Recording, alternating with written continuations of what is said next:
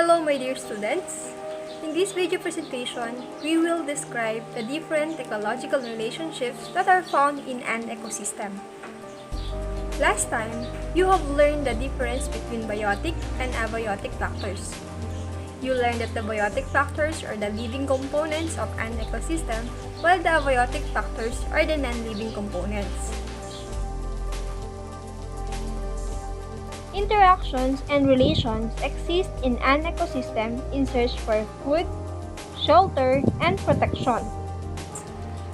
These interactions may have positive, neutral, or even negative effects on the interacting population.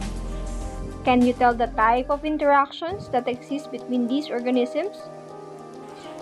An ecosystem is a biological community of interacting organisms and their physical environment. Ecological relationships describe the interactions between and among organisms within their environment. There are three main types of interactions that exist in an ecosystem. We have competition, predation, and symbiosis. In competition, each organisms compete with one another to obtain the same resources. For example, trees in the forest compete for the limited resources like sunlight, soil nutrients, and space.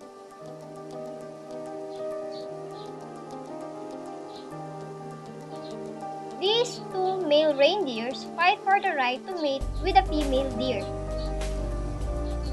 Both organisms involved in this interaction are harmed. This is competition. Competition often occurs between members of the same species or organisms. This is called intraspecific competition. One reason for intraspecific competition is the scarcity of resources for mates. Another reason is to achieve or maintain high status in a dominance hierarchy. Competition also occurs between members of different species or organisms. This is called interspecific competition. The term interspecific competition is generally used to refer to the competition between members of different species for the same limited resources. Next is predation. In predation, one consumer serves as the food of another. This shows the relationship between the predator and the prey. The predator is the one that eats the prey, and the prey is the one that is being eaten by the predator. It is a positive-negative relationship because one organism is benefited and one is being killed. Prey is not necessarily had to be an animal, but can also be a plant. Herbivory is the consumption of plant material by animals. Herbivores are animals adapted to eat plants like goat, koala, and deer. Many organisms live together in a permanent relationship called symbiosis.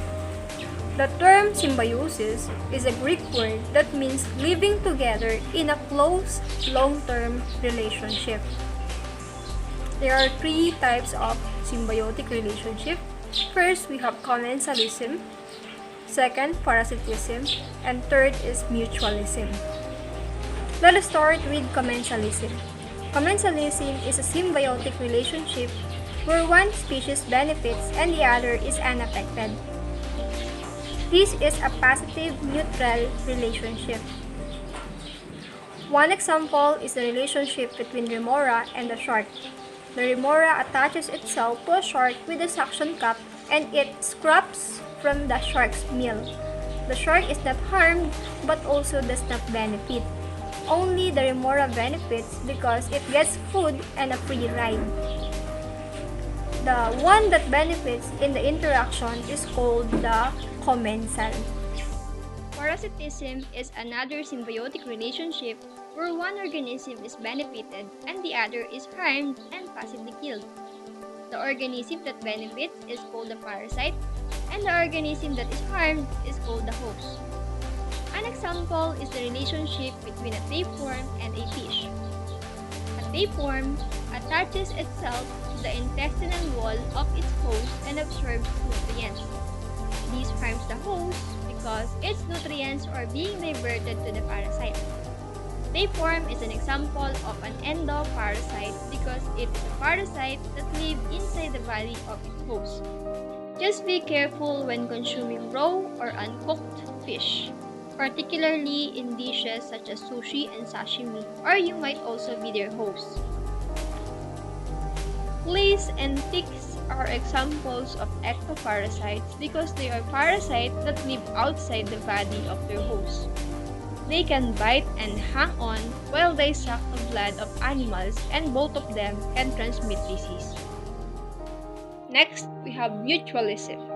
Mutualism is a symbiotic relationship where both organisms are benefited.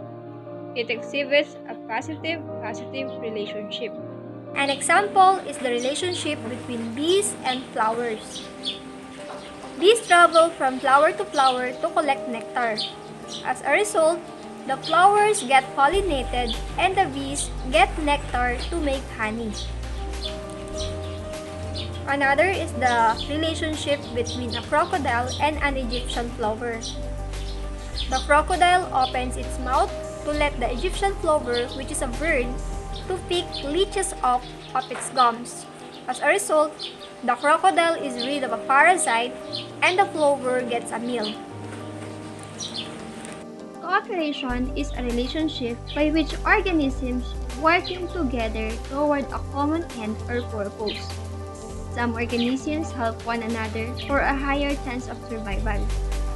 It should also exhibit a positive interaction, but it is different from mutualism because in mutualism, the relationship is obligatory among organisms, but in cooperation, it can involve looser interactions and not obligatory.